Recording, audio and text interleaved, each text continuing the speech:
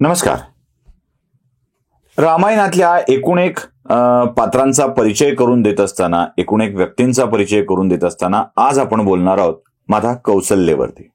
माता कौसल्या कौशल देशची कन्या म्हणून कौसल्या की कौशल देशच्या महाराणी म्हणून कौसल्या, यावरती चर्चा होऊ शकेल. मागेही या विषयावर बोललोय, त्यावरती चर्चा होऊ शकेल. ती आपण करूया. त्यातलं ज्ञान मिळविण्याचा प्रयत्न मी करतो आहे. मला मिळालं तर ते तुम्हाला देतो.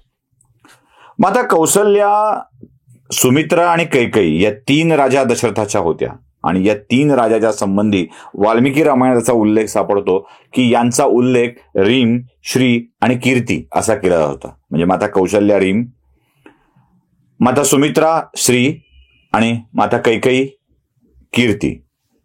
आता रीम, श्री आणि कीर्ती काय आहे तर रीम म्हणजे मर्यादा, शालीनता, श्री म्हणजे संपन्नता, ईश्वरी अंश आणि कीर्ती म्हणजे आपल्या सगळ्यांना कीर्ती काय ठाऊक आहे.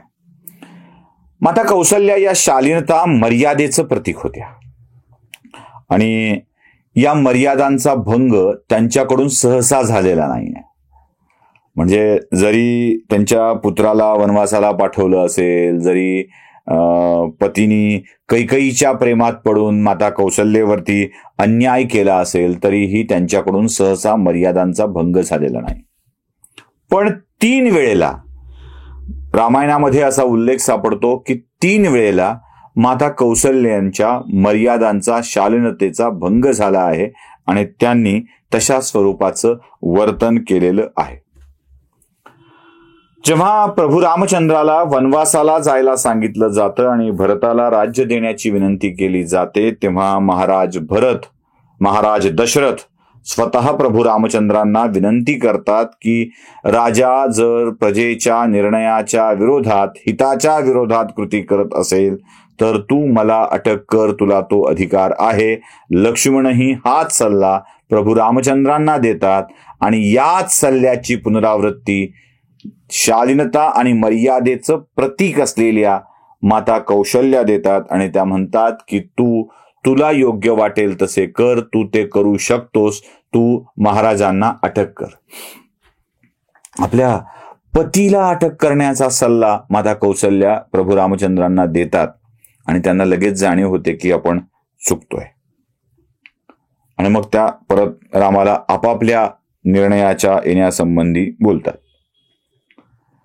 याच माता कौसल्या जेव्हा महाराज दशरथांवर चिडतात, रागावतात आणि म्हणतात की तुमच्या कैकेयीच्या प्रेमामुळे हे घडतंय, माझा पुत्र अयोध्येचा खराखुरा होऊ शकणारा राजा आज जातोय, त्याला वनवासात जावं लागतंय, तुमच्यामुळंच हे घडतंय, असं काही बाई बोलतात. पण जेव्हा प्रत्यक्ष दशरथच रामाच्या वियोगाच्या दुःखाने मूर्छित होऊन पडतात, तेव्हा पहिल्यांदा आपल्या पतीला आधार द्यायला माता कौशल्याच असतात. प्रचंड राग असतो महाराज दशरथांच्या विषयी मनामध्ये. माझ्या पुत्राला वनवासाला पाठवलं, पण शेवटच्या क्षणाला राम निघून गेल्यावर, म्हणजे प्रधान सुमंत रामाचा रथ अयोध्येच्या बाहेर घेऊन जाऊन त्यांना वनवासासाठी पाठवून येतात, तेव्हा कौसल्या विलाप करून दशरथांना नको नको ते बोलत असतात. त्याच वेळी दशरथांनाही मूर्छा येते आणि मूर्छित झालेल्या दशरथाला घेऊन माता कौसल्या आपल्या आत कक्षात घेऊन जातात आणि शेवटपर्यंत माता कौसल्यांच्याच कक्षामध्ये महाराज दशरथ राहतात. इथे मला कैकेयीचं फार वाईट वाटतं की त्या एका निर्णयामुळं आयुष्याच्या अंतकाळी ज्या पतीनी प्रचंड प्रेम केलं, त्या पतीचा सहवास माता कैकेयीला लाभू शकला नाही. तसं कैकेयीच्या आयुष्यामध्ये सगळंच गेलंय. म्हणजे पतीनी शेवटच्या क्षणात कैकेयीचा त्याग केला, इच्छा पूर्ण केली, पण आता तुझा नाही म्हणून सांगितलं. प्रिय पत्नी सोडली, प्रिय पती सोडावा लागला. रामातला तर वनवासात जावं लागलं होतं. ज्या रामावर कैकेयीचंच प्रचंड प्रेम होतं त्याला वनवासात जावं लागलं होतं.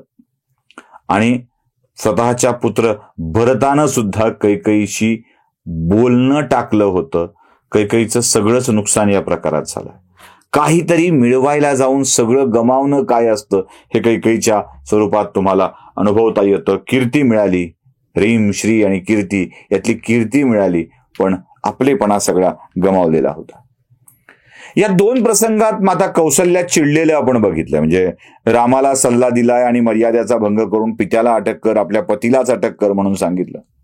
महाराज दशरथांच्या वरती चिडले आणि सांगितलं की महाराज तुम्ही हे काय केलं. आणि तिसऱ्या प्रसंगात अजून एकदा माता कौशल्या चिडल्याचं लक्षात येतं, ते म्हणजे भरतावर राग काढला.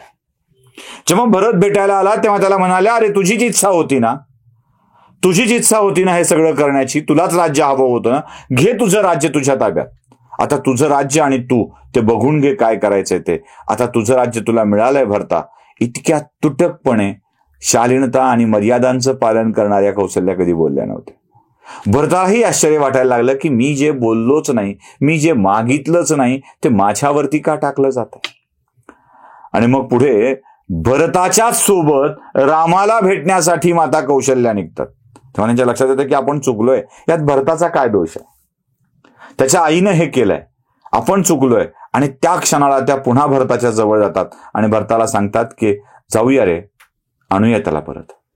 आणि मग हे निघतात.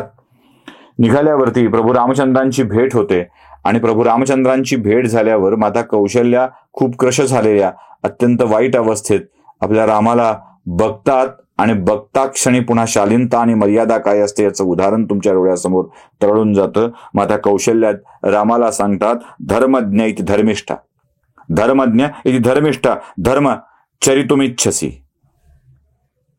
रामा, तू धर्मज्ञ आहेस, धर्मिष्ठ आहेस, धर्मनिष्ठ आहेस. धर्मानं ज्याप्रमाणे आचरण करायला हवं त्याचप्रमाणे तू आचरण करावं एवढीच माझी इच्छा आहे. म्हणजे आई आपल्या पुत्राला दुसऱ्या पुत्रासोबत परत आणायला म्हणून निघाली आहे, पण तू धर्माचरणच कर, जे धर्मात अनुकूल आहे तेच कर.